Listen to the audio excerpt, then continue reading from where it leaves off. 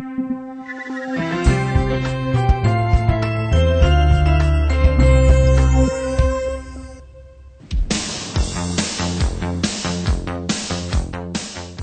a máme tu ďalšieho súťažiaceho, ktorý sa rozhodol urobiť niečo so svojím telom. Volá sa Miroslav Čiernik, cvičí aktívne už 2 mesiace. No a čo o sebe povedal na začiatku? Vlastne, prečo naša súťaž do plaviek z TVZ, akože neviem, ty myslím, že ty máš plavky asi dobre počas roka, sedia. Práve, že teraz po tých Vianociach, vieš, ako tie zimné kilogramy treba zhodiť. Takže... A koľko si ich tak nabral, tých zimných kilogramov?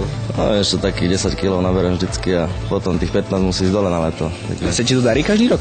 No tak niekedy sa podarí, niekedy pracovne vyťažený, takže nedá sa. Vždycky. Ty si spomínal, že už trochu dlhšie cvičíš? No, tak už takých 6 rokov to bude. Sice nie je v kuse, ale také prestávky tam boli. Je to vôbec dobre cvičiť takto dlho, alebo cvičiť všeobecne? Dlho, tak že to je taký môj životný štýl, by som povedal, že bez toho cvičenia ono sa to už ani nedá. Hovoríš 15 kg za 3 mesiace, to je reálne? Myslím si, že také kilo za týždeň to sa dá.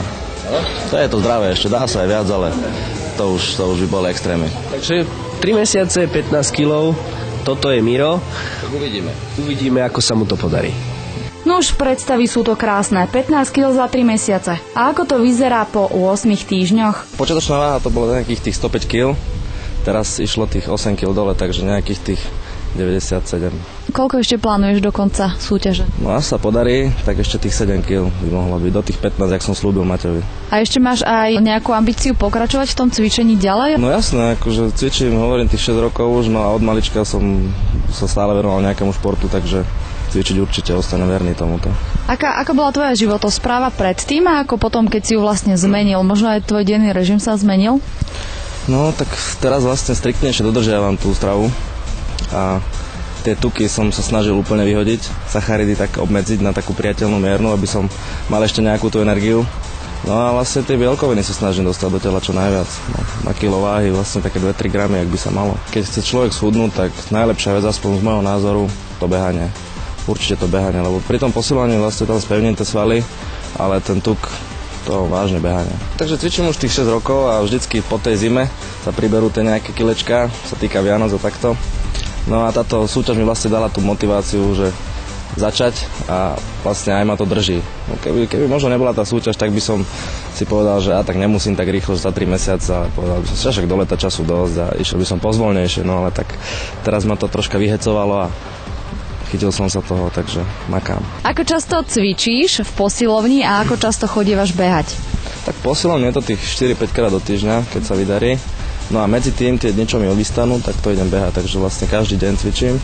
A niekedy, keď sa dá, tak aj dvojfázovo, že keď mám voľno, tak ten deň idem aj cvičiť, aj behať. No a akurát, že boli tu 2 týždne, ktoré som musel vynechať kvôli chorobe, že to ma troška zabrzilo, ale tá strava bola dodržiavaná, takže nejak som to nepocítil moc.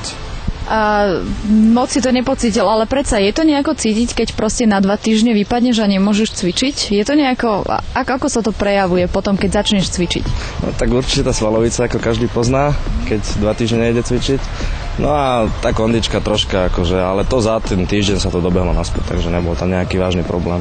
Tak to bol Miro. Posilňovanie, ako ste mohli vidieť, doplnil obeh na čerstvom vzduchu a veľmi si to pochvaľuje. Či však naozaj chodí pravidelne cvičiť, sme vytiahli z jeho kamaráta. Chodíva pravidelne cvičiť, takmer každý deň, už nám tu pomaly lezie na nervy.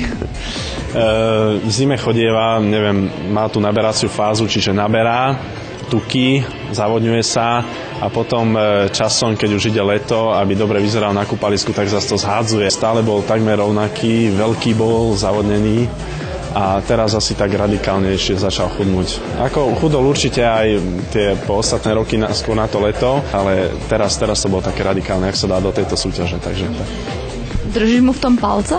No určite, teraz jak schudol dosť veľa, že jedine ho v tom ďalej podporovať, aby to nevzdal a aby ďalej pokračoval a dosiahne to, čo chce. Miro plánuje schudnúť ešte 7 kg. Čas sa mu pomaly, ale isto kráti. Okolie mu verí, no a my samozrejme tiež držíme peste. Nemôže sa spýtať, čo papáš, počkaj. Čo si zo stravy vylúčil a čo ťa najviac mrzí, že nemôžeš jesť? A čo je, dávaš teraz ešte? Než ma nemrzí, že nemusím jesť, to je jedno. Dobre. Tak. Ja ti tam hodím kľúč, tam vstup, ale nie na kľúče, ale vedľa.